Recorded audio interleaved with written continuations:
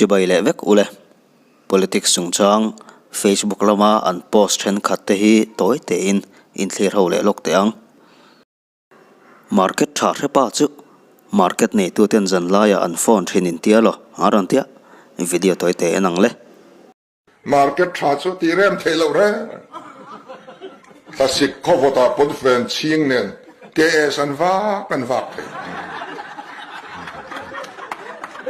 ngati ke kan ti rem thelo kan ti zona market that van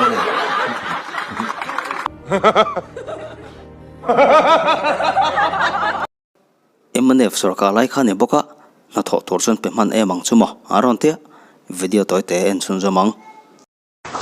chuan kan CM hmel hian I suwa alang tlata chu wangin karun impact du na chan ko ani chuan kan CM hmel hian I suwa alang tlata chu wangin karun impact du na chan ko ani ZPM sarkar a chuan puisa wanga nganiang motria tangel po bongra phorturin chu inan ni sualangai ta aron tia kan kong chia chan bul pui ber chu poman zula soi hi longa thalokila tinia chu kong te hi specification dik taka tho chuan kum som dai turania wasela ya chuan kum khat chu soilo fur tui ro ta boi khat po dai lo dur le duk thina chu wang chan za som po yan bang lo ti na ni lo mi ka ti hi chu min hial na tur hria chu nom le loi si lo ni chu tiang ani wang chuanin khát tiếng à anh tia contractor lo ho sathu thur de vek PWD thok te po sarkar na thok dang an thok pui te aya khosa thei de vek an ni khan khalai za somriat ka na kha a hil fia to ka kan ngai kan ti ni mong ami ta khap le zoi to a market a that thu a soiwa khange ni don an video call sup ani ome yo izong ani em aron tia atop nan video en le te ang